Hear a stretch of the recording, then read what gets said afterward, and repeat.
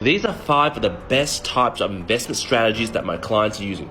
Check which one is yours. Number 1, my personal favorite, negative gearing property investment strategy. In other words, this strategy is also called lose $1 to claim back 40 cents back strategy. So what that really means is if you have an investment property and the rent, for example, is a 3% yield, mortgage repayments around 4.5% to 5%, you're technically making a 1% to 1.5% loss every month on this investment property. So say for example, your loss was $10,000 in terms of net rental income received and mortgage expense going out. Now through negative gearing, you can claim that back, but you don't get all of it back. So for example, every dollar that you lose, you can claim back 40 cents. Negative gearing isn't like a bulletproof way of avoiding tax. It's not. It's for people who want to buy and hold property and want long-term capital growth. And the rent that we receive from our tenants is just to lessen the holding costs of holding onto this property. To give you a rough idea of what negative gearing does through buying property is, for example, if you're on a 500k income, obviously you're paying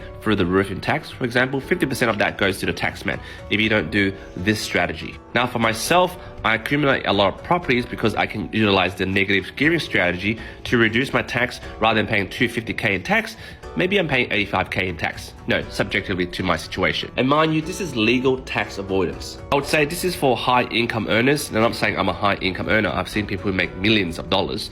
But you gotta be around the 350 to 500k mark or even more to do this. It's not for people who are earning under 150k. Because essentially it does hurt your bottom dollar when you're like losing $1 just to claim 40 cents back. But it makes a lot of sense to me where if I lose $1 and I'm getting back 40 cents back, this small holding costs where I'm also losing money but also making a little bit of back, if my property goes up in a lot of high capital growth, which they are because I'm buying properties in Sydney, collectively in 10 years I probably will be banking $3 or $4 million of capital growth.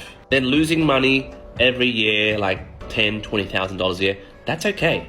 That's a loss I can take. Number 2, positive gearing property strategy. By the way, this video is a little bit long, so save it and favorite for later. A positive gearing strategy is when you select properties that don't have very strong capital growth, because you can never buy property that has very high yield and also high capital growth. So basically, you're expecting passive cash flow every month. This means the rental yield is about 6 or 7% or even 8%, and the mortgage repayments are around 4 to even 5%. So there's a 3% surplus of flow of cash flow for you. This strategy is good for people earning under 150k, not good for people earning 400 to 500 even more, because they have to pay freaking more tax. What's the point of buying a property that doesn't grow in value? I mean, you get a lot of passive cash flow, like extra 200, 300 bucks per month.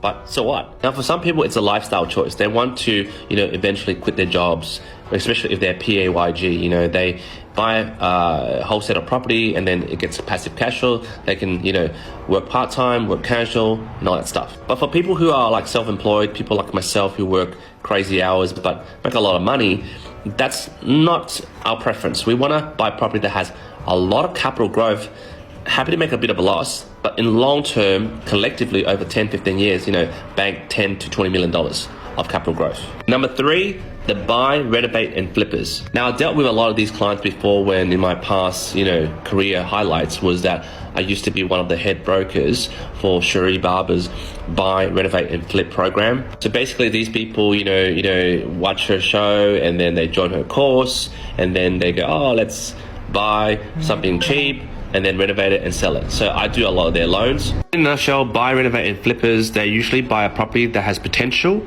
They then, renovate it with cosmetic renovation, paint, a little small kitchen highlights, bathroom highlights to manufacture some growth. But the bad side of it is if you sell it within 12 months, there are no CGT discounts. But the profit you make has to exceed the CGT discount, which is a capital gains tax.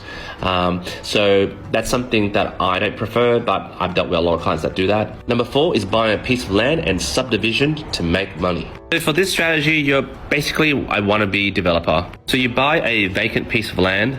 Usually the zoning is like R2, like residential, but in the upcoming years, it might be rezoned commercially.